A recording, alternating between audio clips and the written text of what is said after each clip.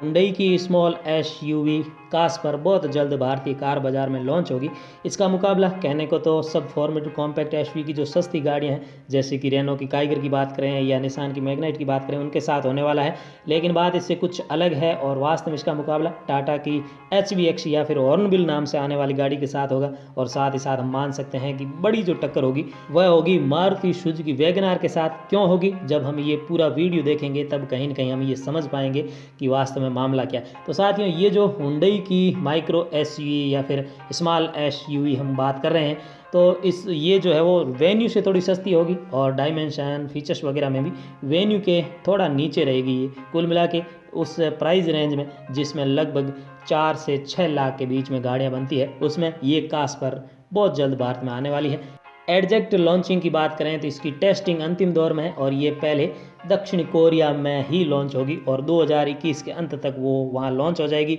यानी भारत में ही आएगी। 2022 के शुरुआत में भारत में आ सकती है। दूसरी बड़ी बात ये कि हो सकता है कंपनी भारत में इसे कुछ अलग नाम से लॉन्च करे। इसका कोड नेम आप जानते हैं AX1 है। साथियों, डायमेंशन की बात करें तो ये स्मॉल एसयूवी रहने वाली है या फिर जो जैसा कि हमने कहा कि इसकी टक्कर वैगनआर से होगी, क्योंकि वैगनआर काफ़ी ज़्यादा संख्या में ऑलमोस्ट 20,000 के आसपास प्रति महीने बिक रही है। लिहाजा हुंडई उस मामले में कहीं ना कहीं, क्योंकि उसकी जो i10 न्यूज़ है वो उसे टक्कर नहीं दे पा रही है, लिहाजा ये जो कास्पर है ये वैगनआर के काफ़ी ग्राहकों को अपनी तरफ मोड़ेगी। वैगनआर की टक्कर की इसलिए है क्योंकि डायमेंशन या फिर लंबाई चौड़ाई की बात करें तो आप समझ पाएंगे कि ये वास्तव में सब 4 मीटर कॉम्पैक्ट एसयूवी के आसपास नहीं टिकेगी, क्योंकि इसकी लंबाई 3595 mm रहने वाली है और यदि चौड़ाई की बात करें तो 1595 mm, जबकि इसकी ऊंचाई 1575 mm रहने वाली है। तो कहीं ना कहीं जो माइक्रो एसयूवी का सेगमेंट है जिसमें टाटा की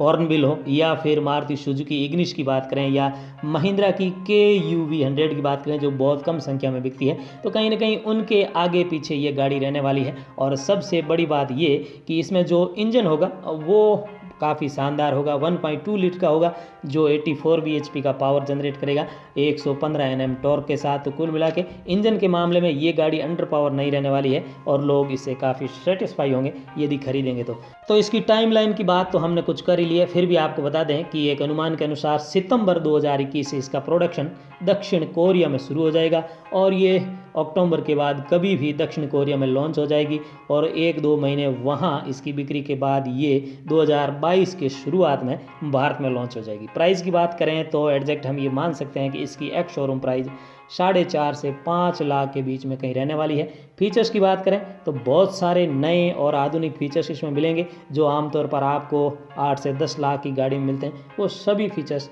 इस गाड़ी में भी आने वाले हैं। तो साथियों, हुंडई की गाड़ी आप लेना चाह रहे हैं और मौजूदा जो भी गाड़ियां हैं वो आपको पसंद नहीं आ रही है, फिर ये आपको वेन्यू चाहिए पर वो थोड़ी महंगी है, आप दूसरे शब्दों में कहें तो आप छोटी वेन्यू लेना चाहते हैं, तो आपको बहुत ज़्यादा नहीं लगभग 6-7 महीने इंतजार करना होगा और आपके सामने 5 लाख में एक शानदार छोटी वेन्यू हाजिर हो जाएगी हुंडई की तरफ से, ये हम आशा कर सकते हैं। तो साथियों, जैसे ही कोई लेटेस्ट अपडेट होगी इस गाड़ी के बारे में, AX1 जो इसका कोड नेम है और कास्पर इसका नाम इसलिए कह रहे हैं क्योंकि ये दक्षिण कोरिया में कास्पर नाम से ही लॉन्च होगी, क्योंकि वहाँ इस नाम को उन्होंने ट्रेडमार्क करवा लिया है, तो कहीं ना कहीं वहाँ ये इसी नाम से लॉन्च होगी। भारत में देखते हैं यही नाम रहता है या बदलाव होता है और क्या कुछ होता है कि जो प्रगति होगी, जो डेवलपमेंट इस मामले में होगा, जो भी नई न्यूज़ आएगी वो हम सबसे पहले आप तक पहुंचाएंगे। आप हमारे साथ बने रहिए, इस चैनल को सब्सक्राइब अवश्य करें। आप सबका दिन शुभ हो। Thank you.